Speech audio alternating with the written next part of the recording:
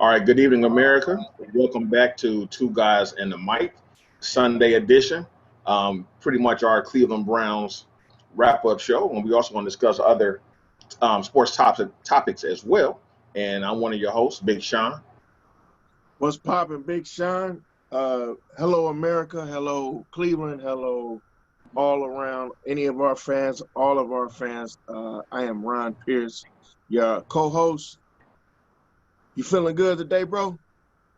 Yeah, I'm feeling good. I'm stressed, but I feel good. Like I could have enjoyed this victory a whole lot more, but they stressed me out so much. Listen, I'm just now at a point where I can enjoy it.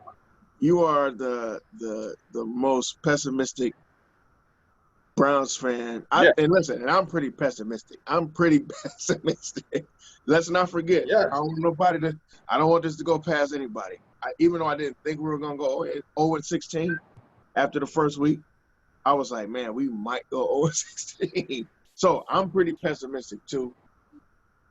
This dude is the most pessimistic guy I know. However, this is my man. So it's all have good. reason to be pessimistic. We can relax. Look, we can relax a little bit, toast it up a little bit. I mean, we won. Today was a. Oh wait, yeah, definitely, man. Yes, sir. Today was one of those games that we all looked at and said, whatever's happened over the last 2 weeks, we almost dismissed it depending on what happened today. Right, exactly. This was definitely a litmus test for the Cleveland Browns. So it was good to see, because there were some things, and we'll get more in depth into those things that happened during the game. But there were some things that happened in the game that really had probably not just me, every Browns fan on the planet concerned and a little bit wary, but they found a way to get around some of those things. But overall, I was pretty pleased. And we'll address some of that stuff as we get a little deeper into the show. So in general, we start off our Sunday shows talking about, because it's in the evening, we always have a pre-game, what we expect, especially when it comes to the Browns game. Sean, go ahead and start with your pre-game, what you anticipated, what you thought you might see. Right. I thought this game would come down to Baker Mayfield's arm, because I thought the Cowboys were key on the run, try to shut down Nick Chubb and Hunt. So I thought the game would pretty much be on the shoulder of Baker Mayfield, which it turned out not to be. We still ran the ball extremely well. Also felt that we needed to get pressure on Dakota. Like I said, I refuse to call him Dak till he wins. I think he might have won a football game until he lives up to all the hype. Dakota got me right now. So, and I knew that that the defensive secondary was our weak point. So I said we need to get pressure on him, so Absolutely. He doesn't, that doesn't carve us up. And those were the two main things that I wanted to focus on, pregame. Okay, well, you touched on pretty much. Well, I shouldn't say pretty much, but you touched on a couple of things that I was concerned with as well. Definitely, I thought Baker's play, period. And I know everybody would say, well, of course he's the quarterback. Of course you're concerned about his play. But we're not a team that has a Tom Brady or a team that has a Ben Roethlisberger. We're a team that is still developing, an identity, and B, who is going to be our quarterback for a long term. So we're not 100% sure what this guy's going to give us all the time. Baker's been inconsistent, so of course Baker is a concern. My thing was that he needed to throw downfield a little bit more. I think I said it in our midweek show that I wanted to see if he could get over 200 yards passing. I thought that was important.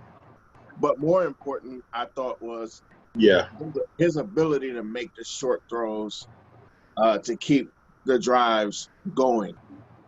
So that was my bigger concern with Baker. I also thought, again, we got to be a running team. That has to be what we do. The run game was a concern, and to be honest with you, it'll never not be a concern for me, because we don't have that consistency, or we don't have that full identity that I know that that's what they're going to do from week to week. I don't want to see them get too gimmicky. So run the freaking football. Right. Concern of mine, and that was a big concern, and it'll probably always be for me. Dallas's front four is pretty good, so I thought our offensive line played pretty good in the weeks prior. So I wanted to see how well they could, keep those guys down. Alden Smith has been going berserk over the last couple of weeks. That dude is super mega talented. So I wanted to see if we could maintain that guy. Of course, I've called him Dak. You call him Dakota. I actually called him Dakota in one of my notes. Limiting Dak's mobility and his throwing downfield, because our defensive backfield has not been great, and also because this team mainly Sendejo. Yeah, listen, Dallas can score a lot of points, and even though they're coming into this game, even though they were 1-2, I'm like, man, don't let the smooth taste fool you. These dudes can put up digits if we get too right prove ourselves and too comfortable. They could, just blow us out. So I was concerned with those things. Those were my concerns going into the game. And I actually saw some good results from the things that I was concerned with. I'll let you lead into that as well. Go ahead and tell me what you saw in the game. Okay. The biggest takeaway I take from today's victory, and for those of you that may not know, we did win 49-38 over Dallas Cowboys today. Biggest takeaway is that our playmakers, our stars, made plays today. They stepped up when they had to and made huge plays. I've been hard on Myles Garrett.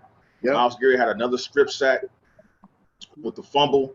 I believe that's the third this year? That's his third in 3 weeks, actually.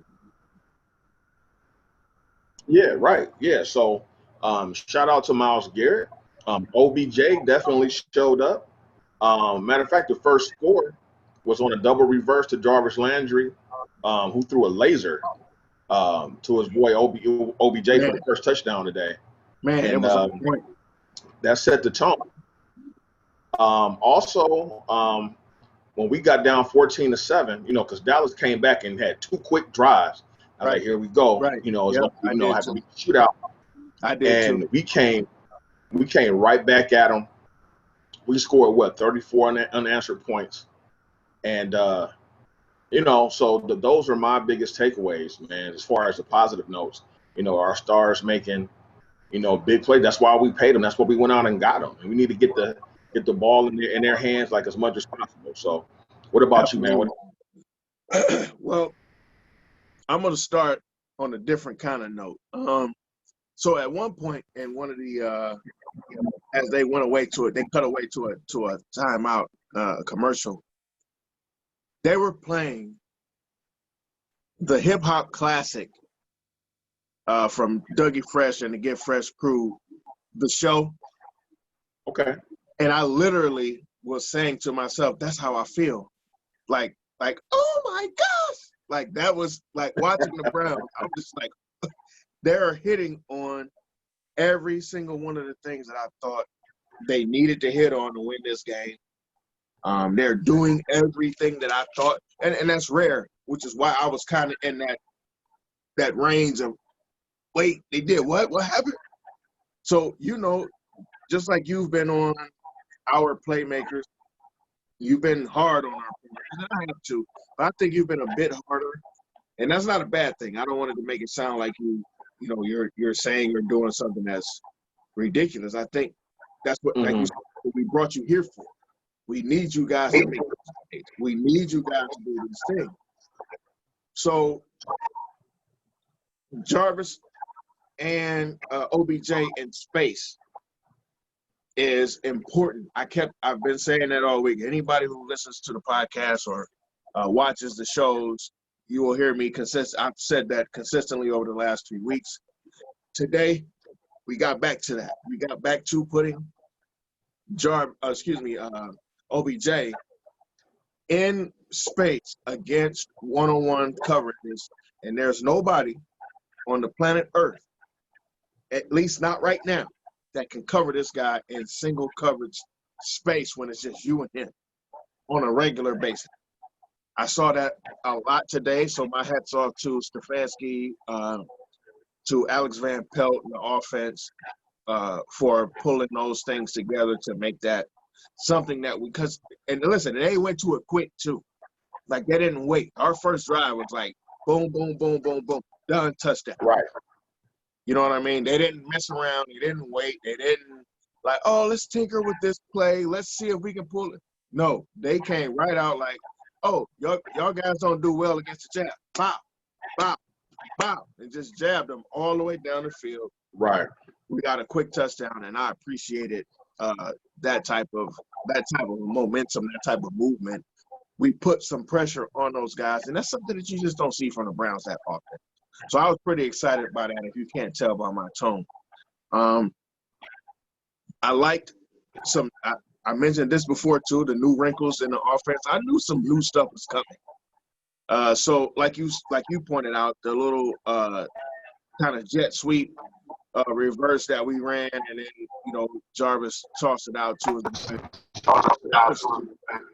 That was beautiful. Like that, sometimes it looks like we're trying to do stuff. That looked like that was something that we always do. That wasn't a try. That was perfect. You know what I mean? Like, I saw because in the past some of the trick plays look forced. So I get exactly what you're saying. And it was within the rhythm of the offense. It didn't throw Baker off. It didn't make Baker look like he didn't belong out there. You know what I mean? It took nothing away from what we were already doing. But you did it so early, you didn't even, like, it's like a punch in the chest. It's like Bernie going 40 yards back in the day off the third or second play. He just kind of just goes up top. Boom. It catches everybody off guard because you're not ready for that. I love how the offense is evolving from week to week. You kind of don't know exactly what you're going to see every week. I think I know what I'm going to see, but then they do something different, and I'm just like, whoa. Like today, the two biggest plays today were plays we haven't seen all year long. And we know how that's gone over the past 20-something years. The past 4 years. We know before these dudes ever even call them in general. We know exactly, this 3rd and 8. Yeah, they about to run a trap up the middle with the smallest dude possible. Right. No, not this team. This team actually utilizes their mismatches and tries to manage the game in a way that's effective for the guys that are on the field. And that is, listen, bro, I don't know that there's a way to say that it's, man, I feel like we got an actual football team with an actual football coach. And exactly, man. How far we can get. I know I don't want to get too excited, but I have to get somewhat excited because I haven't seen this. I haven't seen this in a long time. When was the last time we were 3-1? I don't think in the new era since we came back in '99. I don't think we've ever started 3-1. I think maybe 2007. No, I don't think we were 3-1 in 07. I think we got better after the first 4 games. I want to say we might have been 2-2, and then we got better after. Okay. And that's what I want to say. I think they were saying something like 2001 or 2002 or something like that. It's been a while. It's been since 2004 at least. Like, it hasn't been beyond 2004. We both know that. Right. But it's nice to watch a Browns game and be stressed, not because we do all of the wrong things, but to be stressed like we used to be stressed back in the 80s when we thought we should win and we're in a position to win, and you're just stressed because you want them to hold on to the win. Right. Because what ended up happening, the part of your stress, I think, and part of other people's stress too, was that we went up so early, or we went up so big with so much time left, and these guys started to come back. Again, Dallas can score points. So it's not like, just because we were winning, we were going to win. It ain't like we were playing against, say, like the Jaguars or something. We're playing against a team. Exactly. All stars or all pros or potential all pros at almost every position. So you have to, you got to play the game. You got to play the game all game long. Right. Yeah, man, because I never got comfortable. Even when we went up 41-14, I was watching the game with my grandfather and my father. And, my father was like, man, we got this game sold up. I never say those words. I looked at my grandfather, and we looked at each other. We was like, no, it's not over yet. It's definitely not over. Like, I watched this team since the age of 5. And I was like, there's no way that this game is over. And now they have to throw the ball too. Look, the last time I said this game is over, we got this thing, was right before John Elway got to the 2-yard line of the Cleveland Browns and drove 98 yards. I have not said that up. Look, I have not said that since. That changed all of my You're right. We got this, and ain't nothing that they can do to change this type crap. That game scarred me for life. Yeah. And the game that we're referring to was the drive, the infamous drive game in the 1986 AFC Championship game. The game that we thought we had won. And that game has scarred me for life. Like, I don't get comfortable until the fourth quarter and it says 000. We could be about 56. And I'm not relaxing until it hits 000. Bro, you can't get comfortable. I mean, you just can't. You can't get comfortable. There's no way that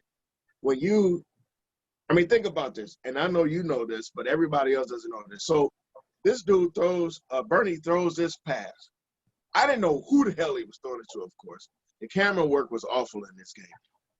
He throws this pass downfield, and Brian Brennan, I love Brian Brennan, but this dude is possibly the slowest dude. He's nowhere near the guys that play slot anymore. Like most guys back then played slot were the slow guys that just ran routes real well. Now you have guys like Wes Welker that run the slot that are quicker than everybody on the field. Right. So Brian Brennan was not that.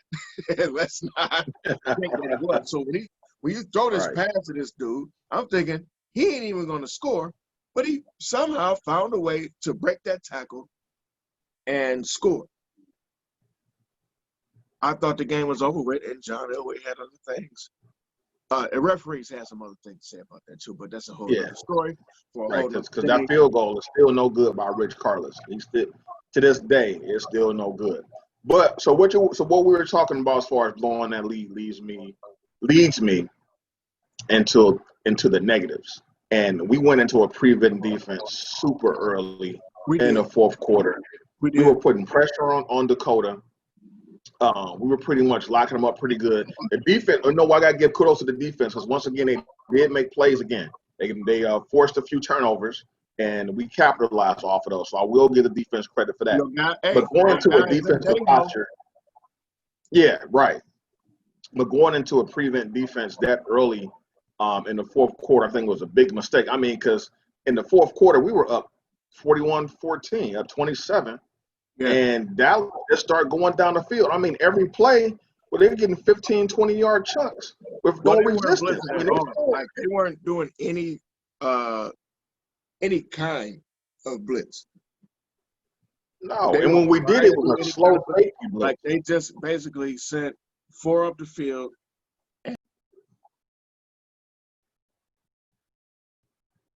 And to me, said that's a mistake. That's a mistake against a team as good as Dallas actually is offensively.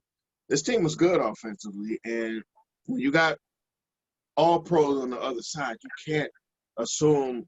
I mean, hell, I don't know. I've watched them, but did they watch any of the games over the last couple of weeks? They haven't gotten blown out. They've gotten beaten early, or they've given up a lot of points early, but then they've found a way to come back. How do you come back from 26 points down if you can't score? So this team can score. That's what I said in my pregame stuff. Don't let the smooth taste fool you. Don't assume because they've gotten down in every single game this year. So to assume that because we're up, they're down, and they're not going to be able to come back, it's nonsense. That's nonsense. But we don't have a great defense either. Right. And that's a problem. That's probably going to be a problem for the rest of the year. It's our defense, kind of, and that's coaching too, but the defense just not necessarily playing as well as they can play all game long. Right. They can play all game long. I mean, because your boy, Dakota, had 506 yards passing. 506-yard passing, dude. 4 touchdowns. How many touchdown passes? 5? 4 touchdowns? He threw 4 touchdowns and 1 pick. Okay. 4 touchdowns. And that pick came late in the game. I wouldn't say it wasn't an important pick, because it was. It actually stopped their drive to score again, and we were able to basically run the clock out after that. But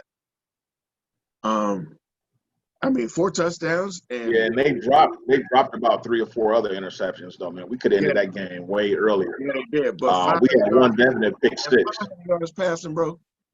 500 yards passing. That defense and that defensive backfield has to get.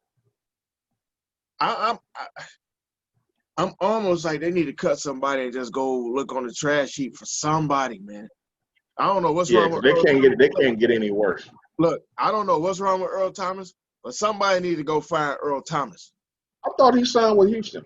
No, they didn't sign him because something with his physical.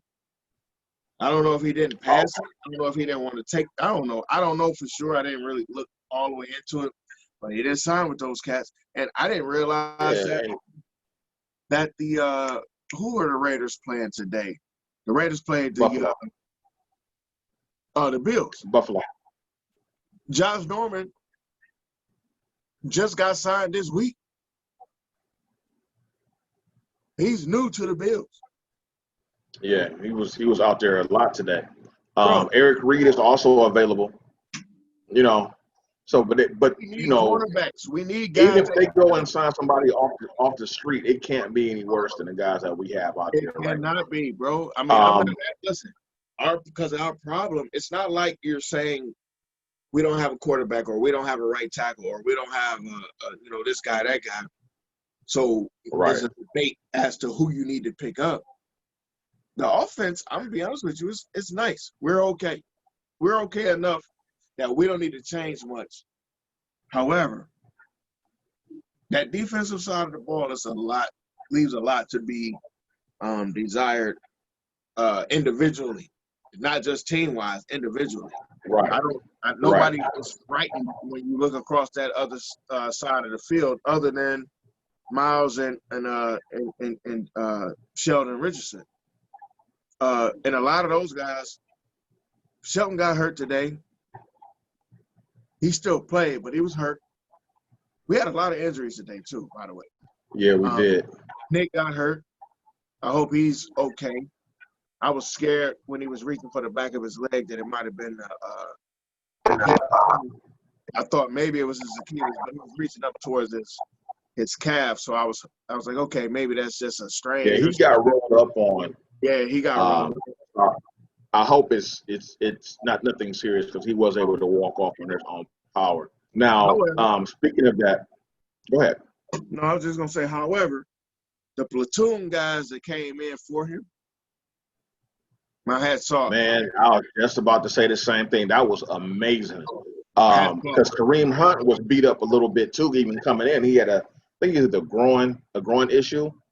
And and that's what I want to give one of my game balls. I was going to give it to the Ernest Johnson today.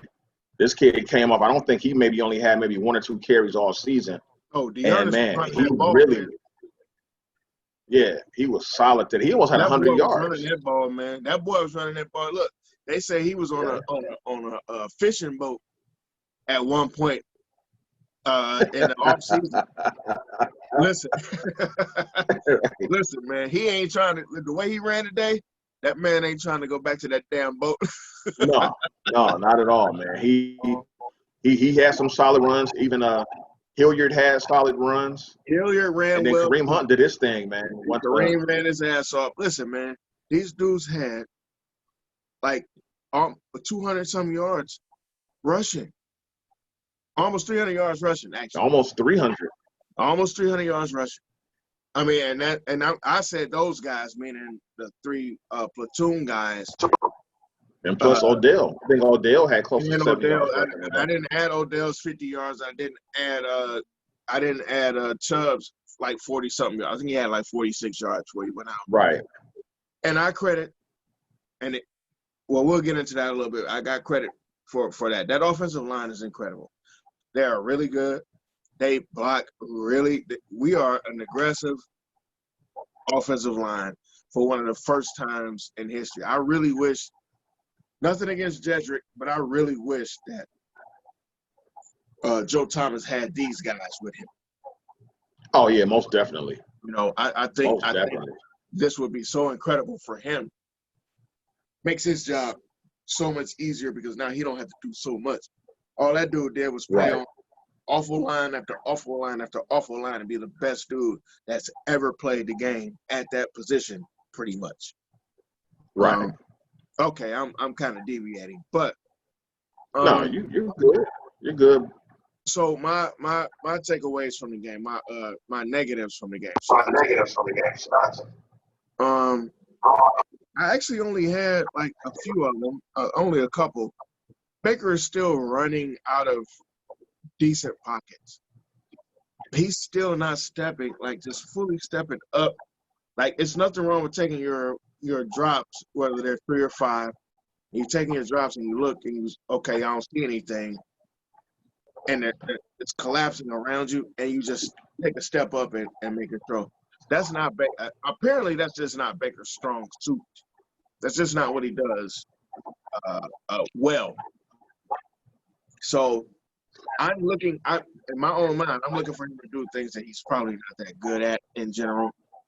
Like I don't eat peas well. I hate peas. So if you put peas on my plate, I don't care how many peas you put on my plate, it's not good.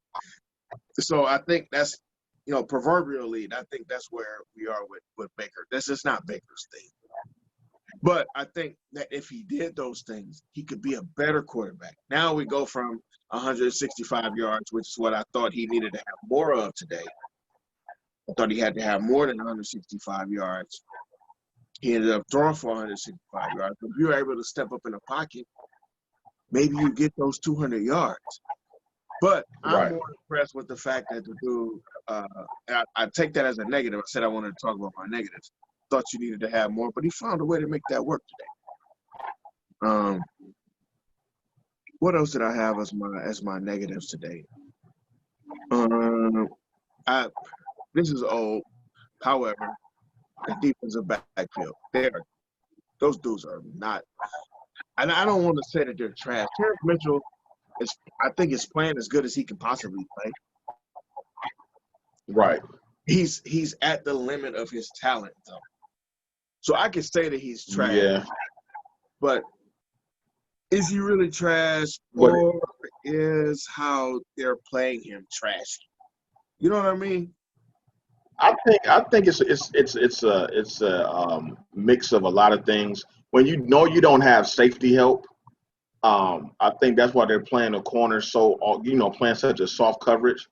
Because Sendejo was just awful, and he wasn't that bad. I don't know what happened to him. And when he played with Baltimore, and he was decent today. No, he wasn't. That dude was terrible. He was decent today. That one touchdown he gave up to CeeDee Lamb. Now listen, I don't know what he was. That was awful. He gave up a touchdown to CeeDee Lamb, but he also got a fumble recovery. He forced a fumble and got the recovery. He also stepped up, made a great play on a screen. This dude was 15 yards downfield, read the screen, and just blitzed in. He didn't make the tackle, but he ended up blowing up the block, and they made a tackle behind that. So I'm gonna take my hats off to him because we've been riding him so hard. That dude was terrible. I want him off my football team immediately. Listen, I want him off my football team. I I'm not mean, going. I don't care who they put back there. I'm not going to say that, and I'm not going. Let me ask you this, man. Where Hey, says Aho, I'm with you, bro. I want you to show up. I need you to show up. I need you to show up, man. here's the bigger indictment, though. Where is Sheldrick Redwine? He was a third or fourth round draft pick last year. I haven't seen that dude on the field at all. Not even on special teams. I don't know where he is. That you can't get up. I mean, you can't beat out Zendejo, Bro, but are you that Zendejo's bad? not awful. That's the thing. You know who's awful? You want me to tell you who's awful? I'm sure you know it. Sheldon Redwine. He is awful. That guy is. That's the guy that I can make excuses. I can probably figure out why guys aren't doing blah, blah, blah. So I can't say that for Sheldon Redwine. I've seen Sheldon Redwine multiple times. You know what? Like, he may have been cut. he was on the team as of, I can't say Hold as on, of, let me. he was on the team as of this last week. You know what? Let me go ahead and reach out to my crack staff here and see if I can get a Browns roster update and see if Sheldrick Redwine is still on the team. Yeah, he's still there. Yeah, he's still on the roster. Maybe he's just been inactive because they're running out a bunch of guys I never heard of. It was some guy out there at 36 that made a big play at some point. And I'm not sure where he came from.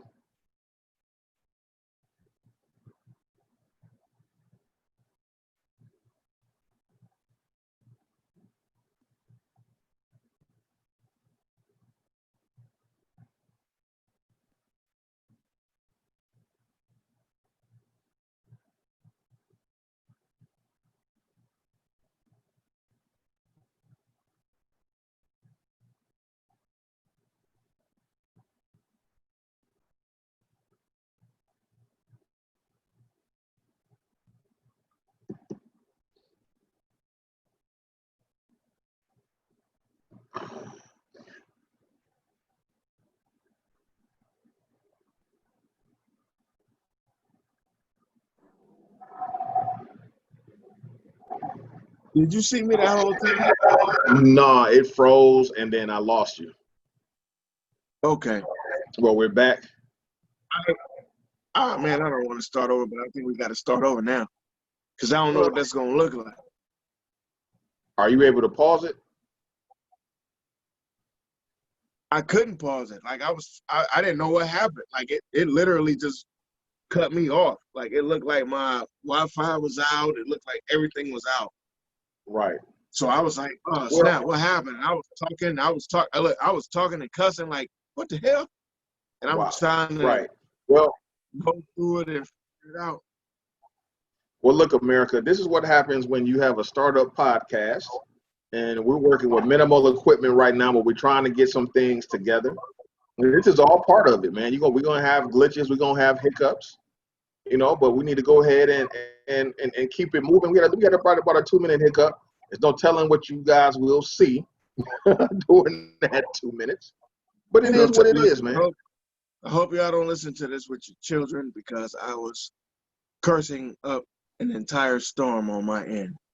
Because again, this is a startup podcast, and I want stuff to go a certain kind of way. I want things to be good, and so does Sean. We both want it to be a good product for you guys to sit at work, for you guys to sit at home, for you guys to ride in your car and enjoy two guys in front of a microphone giving you the best information you can find about the Browns that's not on some of our other affiliates that exist around here, and about every other sport too. Like that's what we specialize in. We don't just specialize in the Browns and the Cavs and in the Indians. However, we specialize in it the most, but we also know how the game should be played, so we can give you everything you need to have here. So All right, well, bro, let's just let's go ahead and do this. Yeah, let's go ahead and give our game balls, you know, man. our game balls out today. Get your game balls out, homie. Yeah, give our game balls out. So my first game ball goes to Dearness Johnson. He came in and played a big role once Nick Chubb got hurt. Matter of fact, I want to give a game ball to the whole just running back platoon from Kareem Hunt, Dearness Johnson, and Hilliard. You guys came in and did a bang-up job, and also to the offensive line. Odell Beckham gets a game ball because he really stepped up today. Once Dallas made their run and cut that lead down to, what was it, 4? He made one of the biggest plays in really in the modern era of the Browns since we've been back in '99, man, that reverse pitch, and he took it to the house. I mean, Alden Smith, he broke through the line of scrimmage, had Odell dead to rights. You know, he faked him out, took it, 50 yards to the house, and that pretty much sealed the game. So those are my game balls today. All right. So my game balls today, I'm gonna give one to Myles Garrett. Once again, for the third week in a row, this guy has a strip sack and a recovery off the strip sack, by the way. Or we got the recovery, should I say. So the dude is showing himself to be as valuable as, I mean, he's such a specialist. You know, he's a guy that, yeah, we want him to do. He disrupted the game today. And you could see that was their whole, they were doing everything that they could to keep this dude out of the backfield. He was in the backfield a lot today, so I'm going to give one of my game balls to Myles Garrett. Tip my cap to you, homie. I think that's like two weeks in a row I've given it to Myles. The offensive line, once again, hats off to the offensive line. I'm going to give you guys game ball again. I mean, and I said I was going to mention this later, earlier when I was talking about the run game, but I think one of the things that's really good about the run game is the offensive line. These guys, the first couple runs that Chubb had, I mean, this dude didn't get touched and he was like 9 yards downfield. Exactly. You know, like, and trust me, you can contact Nick Chubb downfield 9 yards if you want to. It ain't going to end well for whoever on the end of that, not regularly. You might be a great tackler. But, man, if you keep meeting this dude 9, 10 yards downfield without being touched, it ain't going to end well for you every time. It's just not. So, Bill Callahan is doing an awesome job with that offensive line. Everywhere that this guy has gone, he's had really solid offensive line. Yeah. Sucks as the head coach, but he's a great position coach. Listen, and it's some people that are just that way. Romeo Crennel has always had a decent defense. But that dude stinks as a leader of men. I think Bill Callahan, unfortunately for him, I'm sure he wants to be a head coach, more than what he's been. But I think his best job is offensive lines coach or potentially offensive coordinator because of how that offensive line, for the first time in a long time, the Browns have learned how to draft based on what we were going to do. Exactly. Have a philosophy. Yeah. So I'm seeing that. So I'm giving my game ball to the offensive line, and they're gonna have to share that with their offensive line coach, Bill Callahan. And did I give anybody else one? No, that's it. So Myles, and the platoon, the running back platoon. These guys really showed me that we have some depth, which is something that, in general, once you go past that first wave of guys, you kind of like, oh man.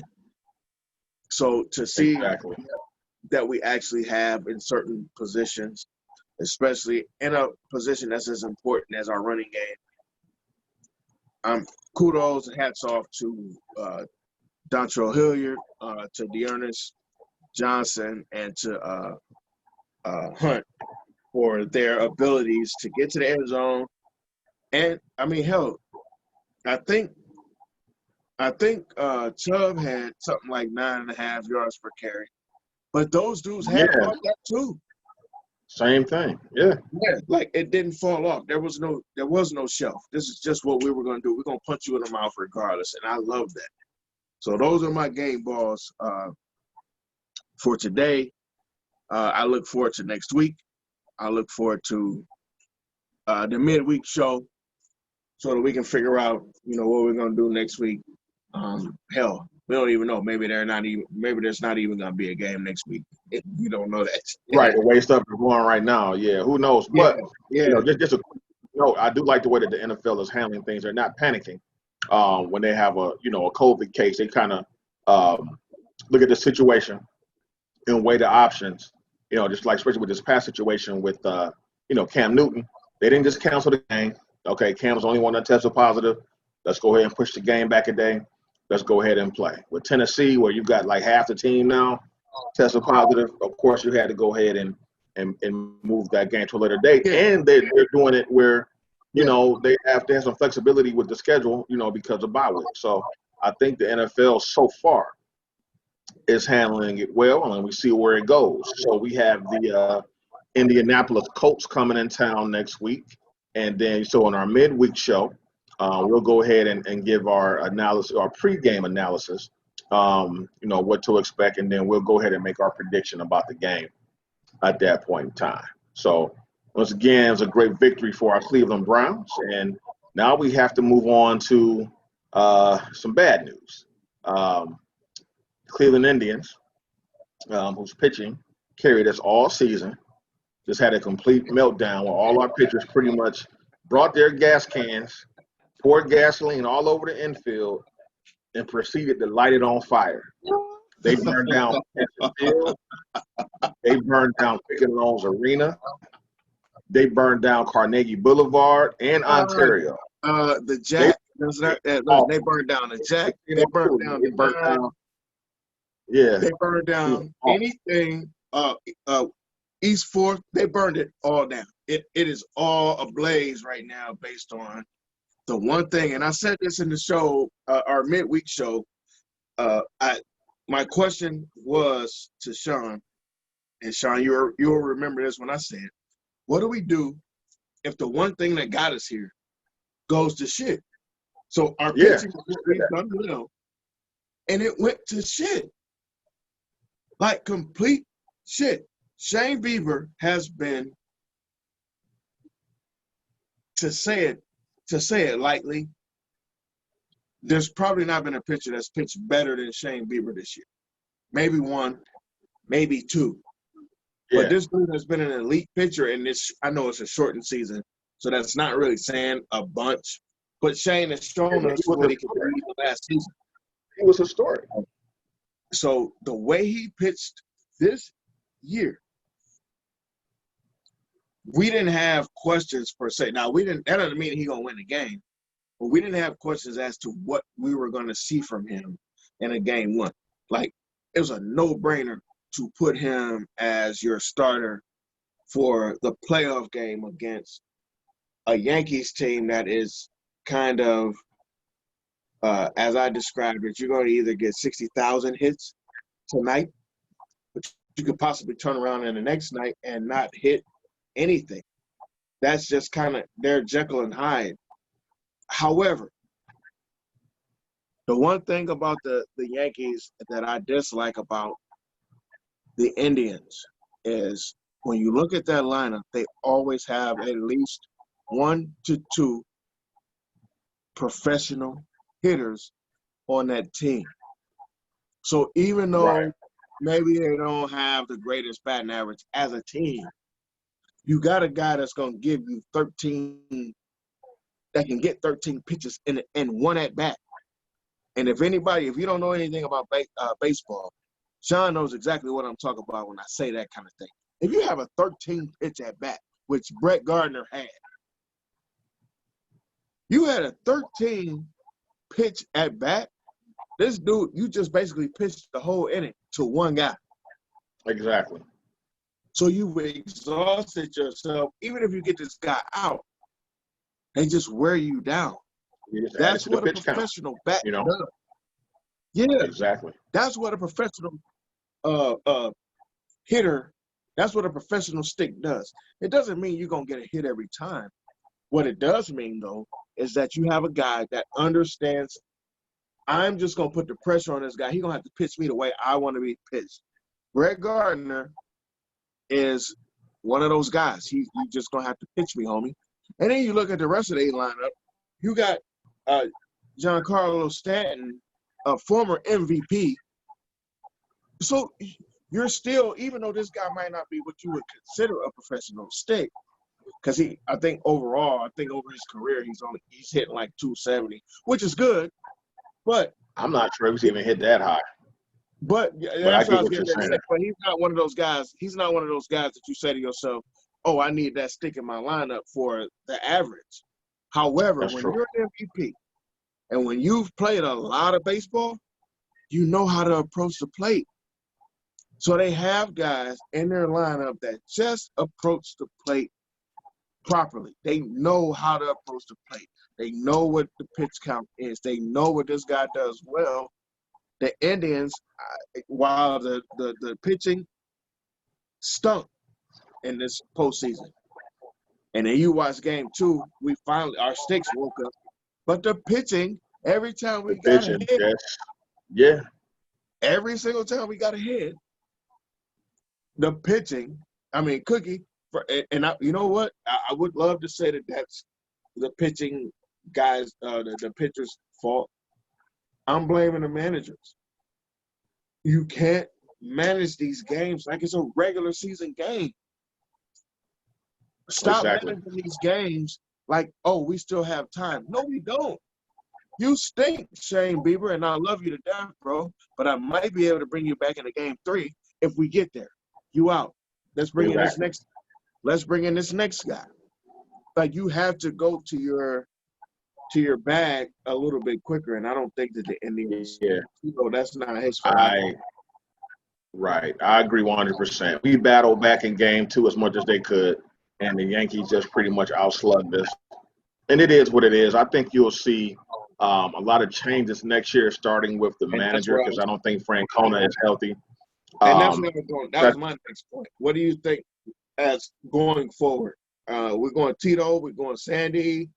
We're going Lindor. Are we re-signing that dude? Like, what are the things for you as a fan? And I think Lindor. Yeah, as an analyst, what do you think? What do you feel? The Lindor is still under contract, so I mean they're going to bring him back, and I think they'll try to trade him. They're going to look for, the best trade possible. If they get an offer that they can't refuse, I think they'll go ahead and move him. Now Lindor still, I think he wants to be here. He says that the Indians can afford him if they wanted to, and I think that's really affecting his play, man. I think that cloud hanging over his head. You keep hearing these, and plus the Indians have tried to move him a couple of times. I think that's kind of hanging over his head and probably affecting his play right now. Just my opinion. Do you think it's because people keep asking him, or do you think that's just in his head in general? Probably both.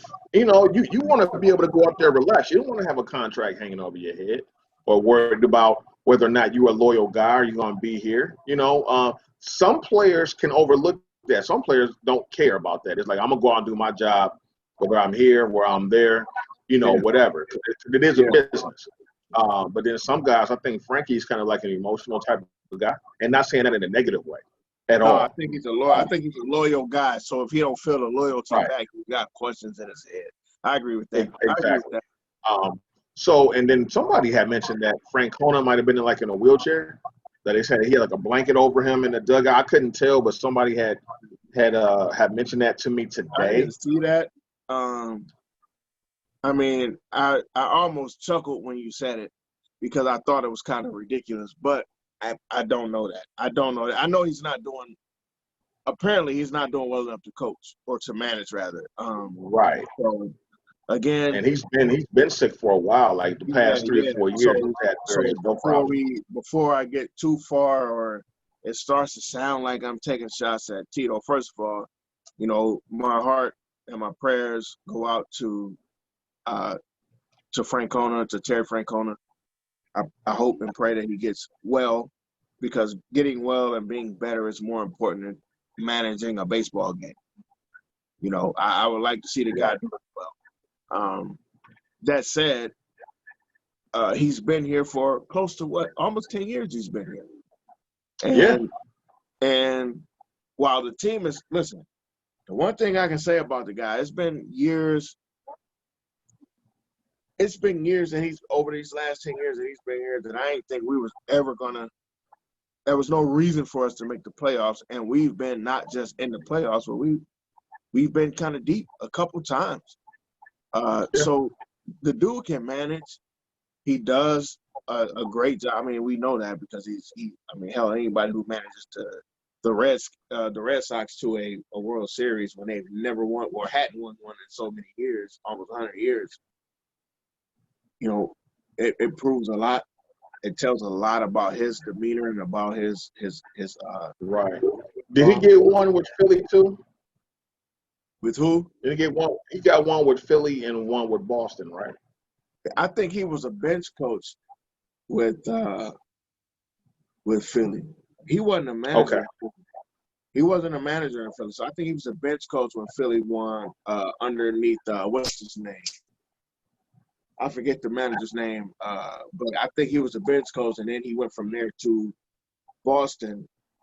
But he was a manager in our minor leagues at one point, and then he went. No, I'm sorry, no, he wasn't.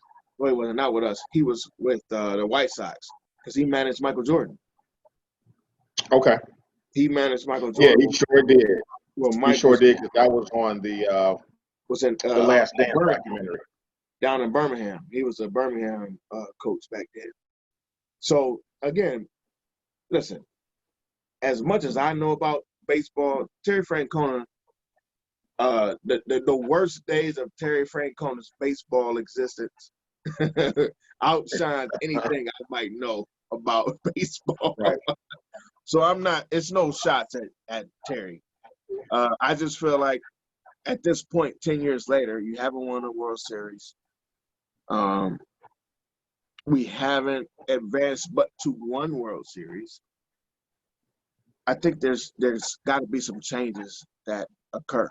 That's just me. I feel like there has to be some things that are different going forward.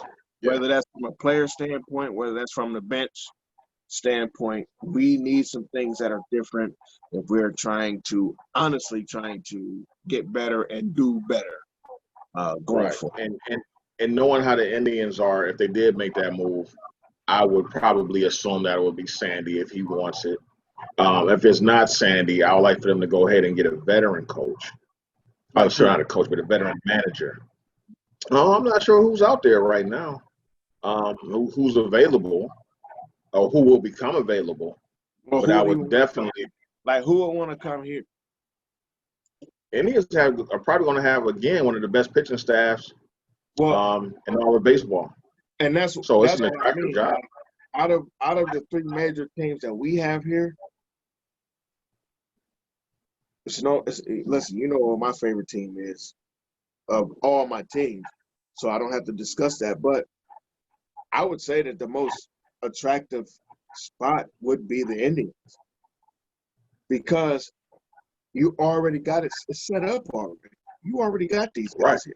These guys ain't like divas. You got young guys that can pitch, and you have young guys that can hit, and guys that already want to be here. You don't have to sell them shit. You don't have to sell them shit. We just need somebody that's going to be able to take this team over the top. Because the window is closing. You're not going to be able to have this group together, for too much longer. So you need to go ahead and capitalize on this as soon as. Yeah, you're absolutely right. Because that money gonna change up real quick. Because J-Ram ain't gonna stay here for no little bit of money when this dude is a potential MVP type of player. Exactly. You're gonna have to play him. You're gonna have to pay him. The same thing with Lindor. Hell, you might say, and I don't totally disagree with you on that, so I don't want you to think that I'm dragging you. But you might say he ain't worth $400 million. But man, listen. If the Marlins or the Yankees or the Red Sox or the White Sox or the Dodgers come waving $400 million in this dude's face, you think he ain't gonna take that shit? Oh, of course he is.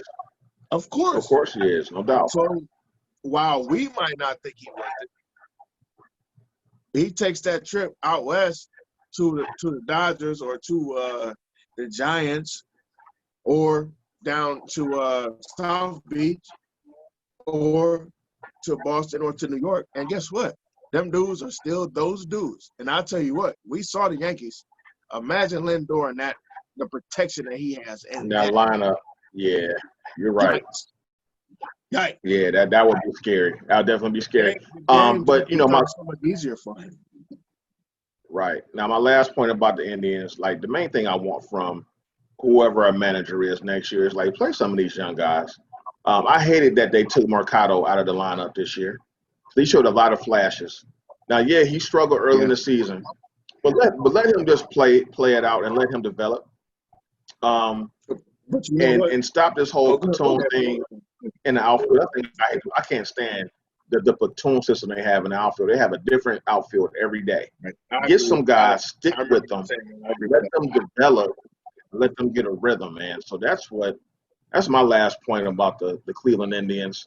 Good season overall, and hopefully we can come back strong next year. And real quick, because I want to touch on a couple of things you just said before I end my comments on the Indians. You hit on something really pertinent, like not allowing some of the young guys to play so much. I tend to think that has something to do with the manager. We had that discussion in our last show about Puig and about some of the other younger guys that play, some of the flash, some of the whatever else they have. Think about this. That young kid, Ursula, Gio Ursula, used to be in the Indian system. Yeah. And we traded him. And he was one of the guys that destroyed us. So it sounds like, I don't want to say that Tito don't know the young guys well enough or giving the young guys a chance, but it looks like that.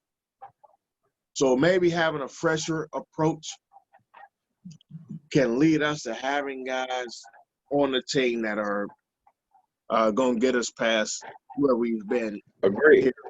I agree 100%. So, okay.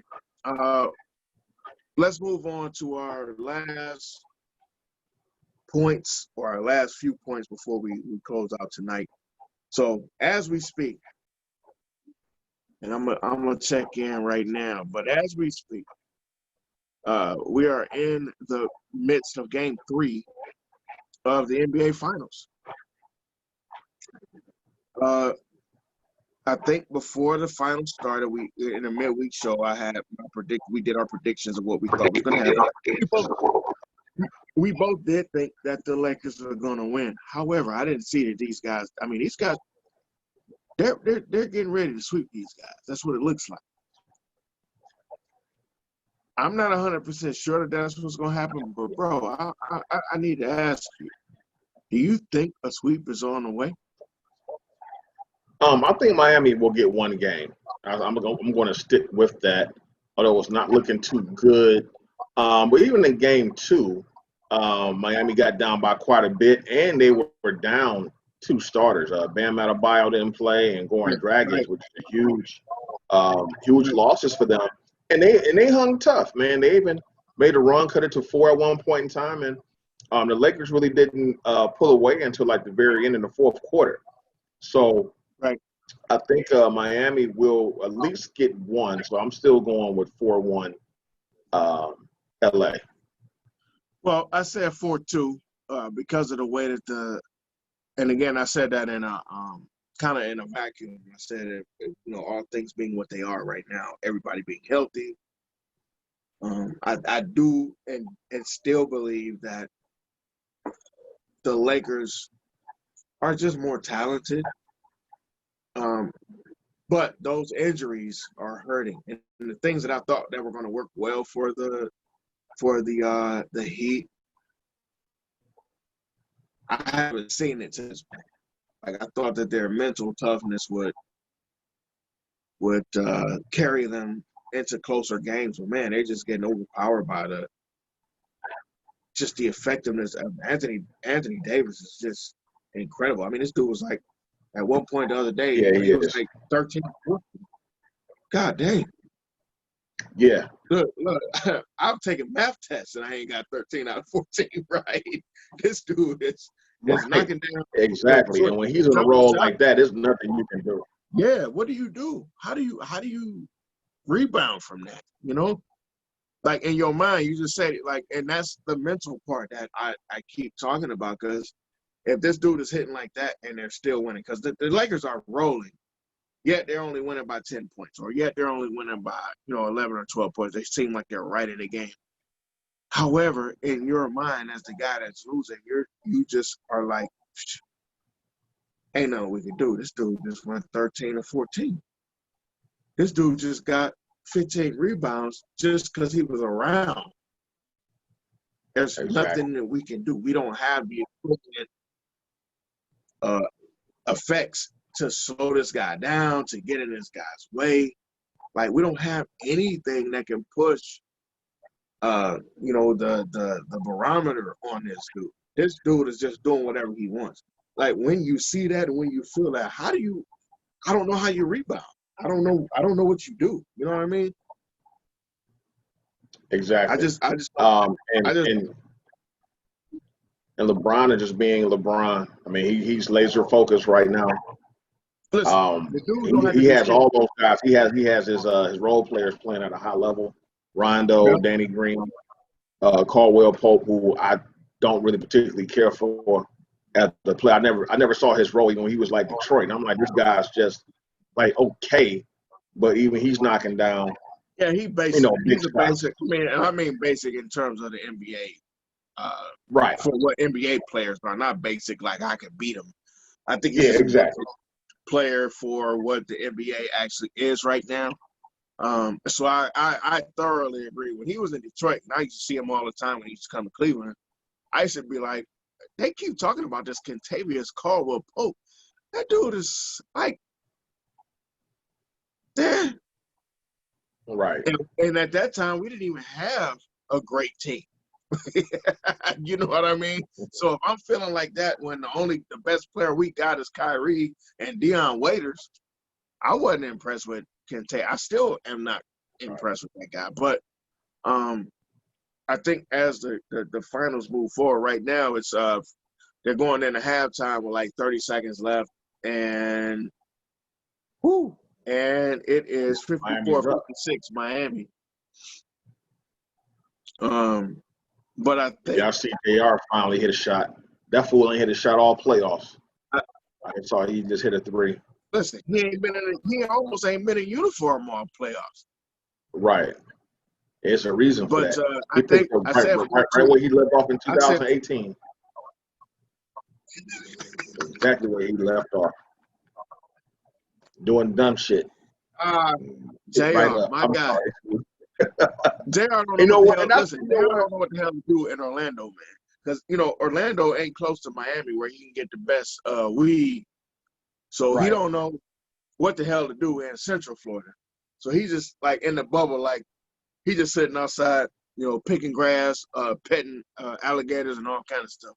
It's crazy. Right. But shout out to Swish though, man, because he was a definite key to our 2016 World Championship. So I don't want to hear him bash you like that, but listen, he does have his moments when he's absolutely we're bashing you, homie, because we love you. We don't too much bash people we don't love. So, Swish, you my guy. I'm just giving you a little bit of grief. Speaking of grief, real quick, I have to give your boy Kyrie some grief. Huh? Have to give your boy Kyrie Irving a little grief right now. Man, go ahead. Ridiculous. Go ahead, man. I got something to say about that. I'm glad you said it. I got something to say about that. Go ahead. Kyrie Irving is ridiculous.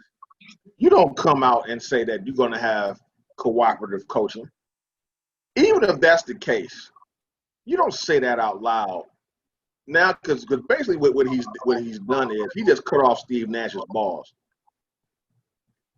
He took some hedge clippers and castrated that dude.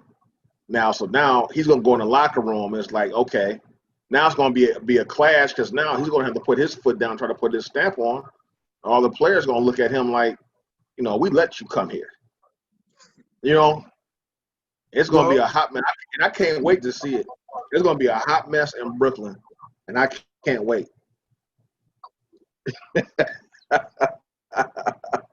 I cannot wait to see it. So here's what I gotta say about that whole situation. I think that Kyrie, if you know Kyrie, if you know anything about Kyrie, and being a little more clear, if anybody doesn't know, people who follow the show or who just started following the show, Kyrie Irving is my favorite player in the NBA right now. You're a Kyrie Irving apologist. I'm not an apologist. I don't think the world is flat. I think that the world is round. I do. I've always thought that the world was round. I don't know what the hell he's thinking about on that. However, Kyrie, the basketball player, I love that dude. However, him having this opinion about, I don't think people paid attention to what he actually said. Nobody read or went into the entire interview.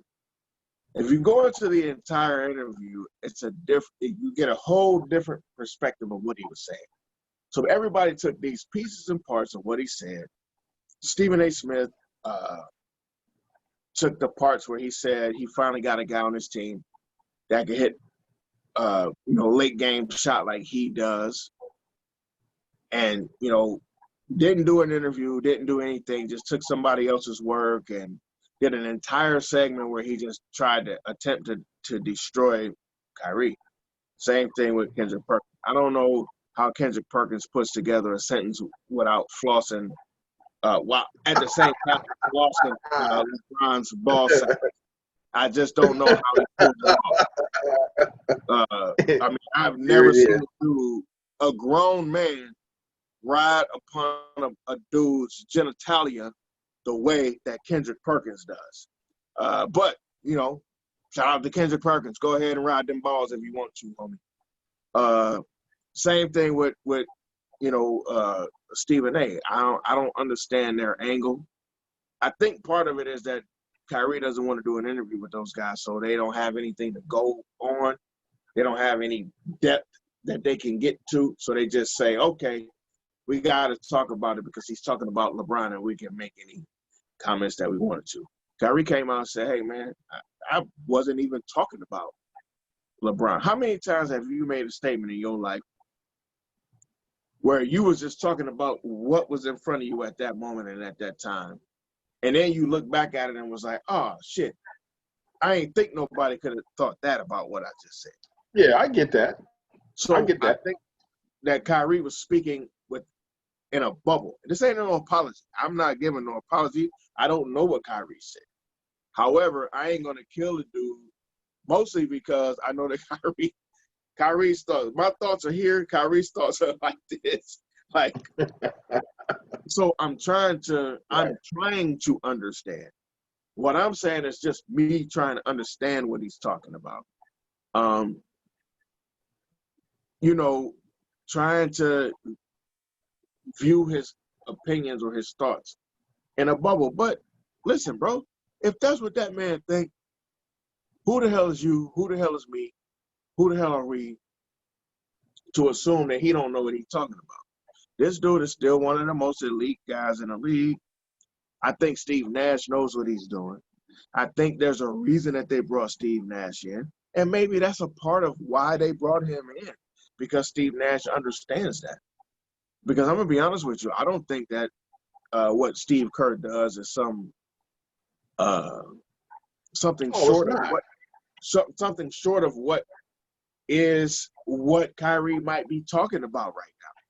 You know what I mean? Like, I think he has this because he grew up under a field. So you got this open air thing that maybe Golden State don't talk about, in that manner. But maybe that's exactly what exists there. Because that's one of the places that my man has come from, Steve Nash has come from, because he was a shooting coach out there. He used to a consulting. I'm sorry, he was a consultant there. So now he becomes a coach, and now you coach by committee. Think about this though, Sean. Before you like kill the dude, guess what they got in LA? You want to take a wild guess? A coach by committee. You telling me that Jason Kidd ain't saying a damn thing to nobody? Well, no, I don't mean that, because the assistant coaches are supposed to chime in and help coach. But with the way that Kyrie made it sound, at least the way that I interpreted what he said, was that him and KD are going to be like coaches as well. And to me, it sounded like that he was trying to neuter the coach. Like, we really don't need you as the coach. That way, like, we're good enough with these two. You think that LeBron ain't been coaching? You think that Magic Johnson wasn't a coach? You think that Mike wasn't a coach at certain points? I mean, you do have to listen to your coach. I won't argue. You'll never hear me argue that you need to overstep or supersede your coach. You'll never hear me say that. However, that's cool. That's fine. It's because as a player, you do have to coach on the court, especially as a leader on the team. That's fine.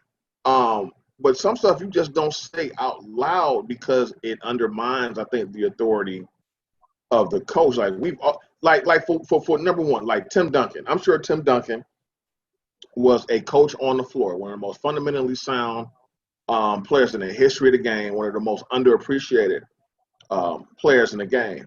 He wouldn't dare come out and say it's a collaborative effort, and we don't need Popovich coming and changing things around.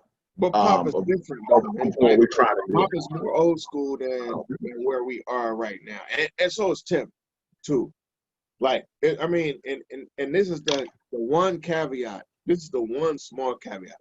Like, I'll be honest with you, I don't necessarily like where basketball is going in terms of the players and how it's, because I'm used to the old school stuff. Yeah. Just shut the hell up, like you're saying.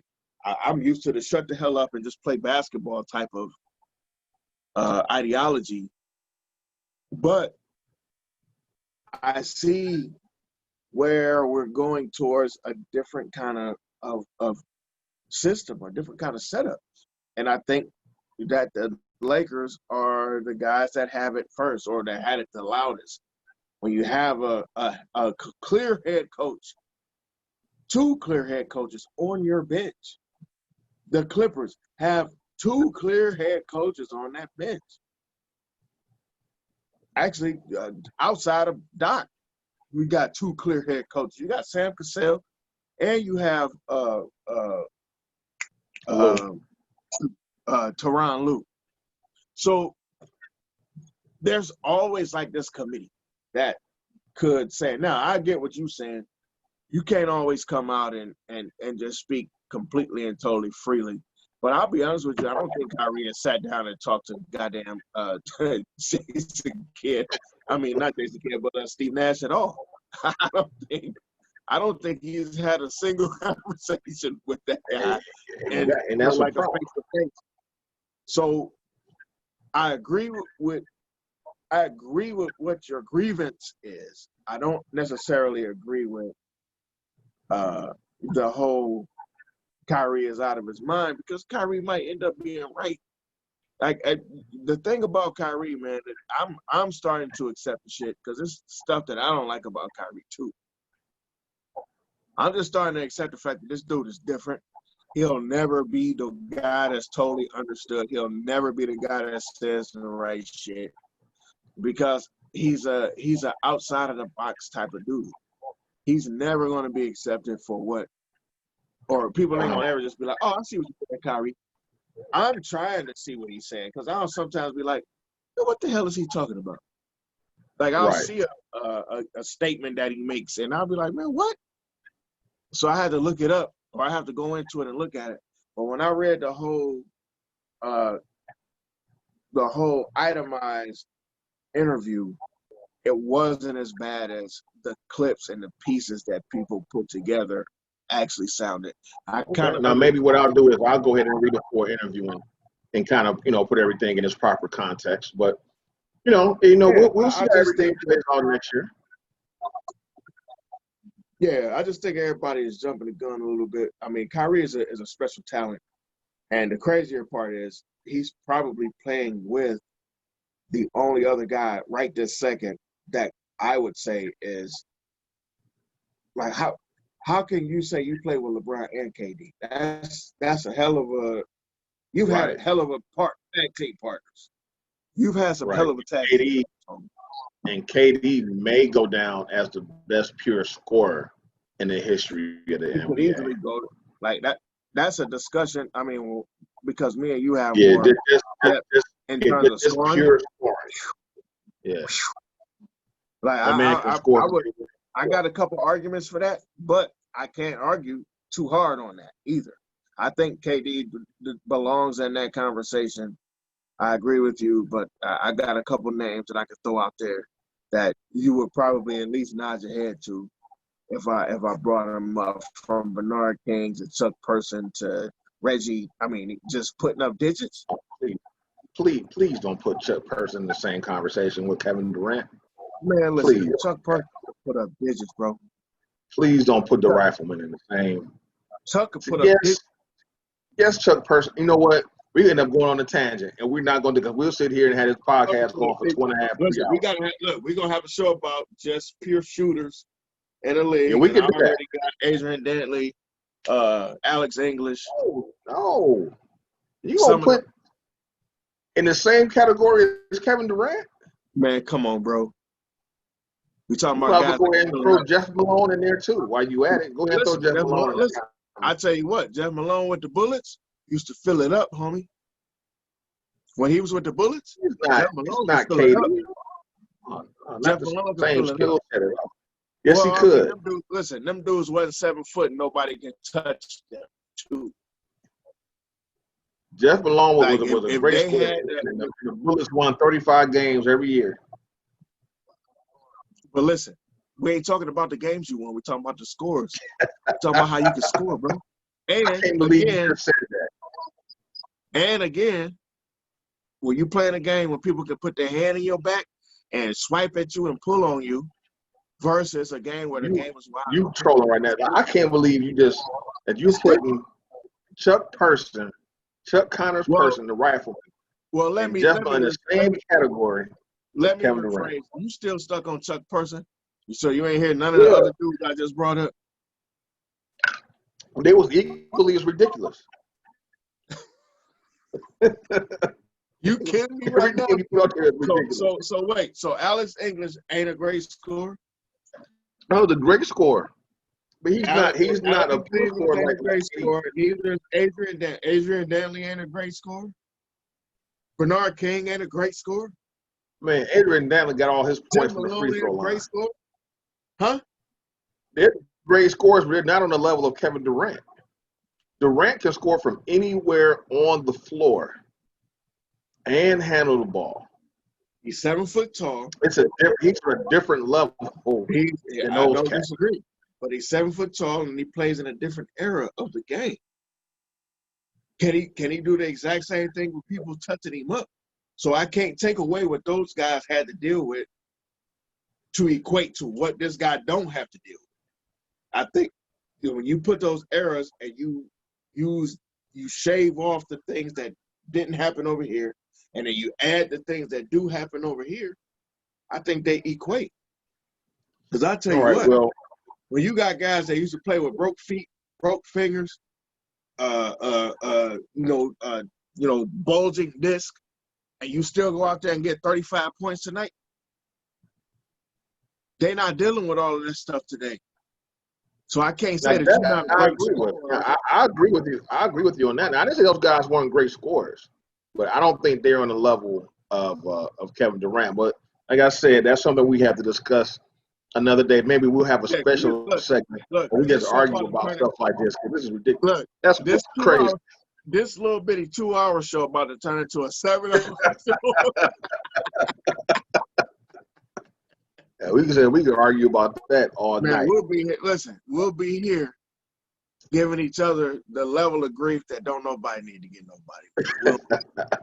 We don't need to get on a great football Sunday where the Browns are 3-1. We don't need to beat each other up this kind of way. Yes, Talking exactly. We can go to bed happy tonight. Talking about players that never played for the Cleveland Cavaliers. Exactly. All right, man. So we'll go ahead and go ahead. Go ahead, bro. What'd you say? Understand. You want to go ahead and wrap this one up for tonight? Yeah, we're gonna go ahead. We're gonna wrap this particular show. Before I close, though, man, I gotta give a shout out to my mom, Dukes, Pam Burton. Today is her birthday. She is 64 young years old. All right. Happy birthday, Miss Burton. Matter of fact, I saw your mom the other day, too. Yeah. Yo, happy birthday, Mom. I love you. I mean, I don't want to say I hope and wish 64 more, but I don't want you to go nowhere. I want you to be here with me forever. So exactly. shout out for happy birthday. Happy birthday, all that good stuff. To you guys, the fans, as we continue to gather some level of momentum, to gather some level of followership, I want to say thank you. B, I want to say if you guys need to contact us, to get in touch with us, you can reach us at 2 guys, TWO, guys, and a mic, MIC 216 at gmail.com. Email us, let us know how you like the show. Hell, email us and tell us how you don't like the show. Email us and tell us how you think we can improve the show. We're open to everything. It doesn't mean we're going to listen to you. It doesn't mean that we won't. But we would enjoy the feedback because at least that lets us know that you guys are interested on a certain level. So, check us out. We also have a YouTube page. Check us out at 2 Guys and a Mic 216 on YouTube. You can actually see us. You can see myself. I'm the much better looking one, Ron Pierce. But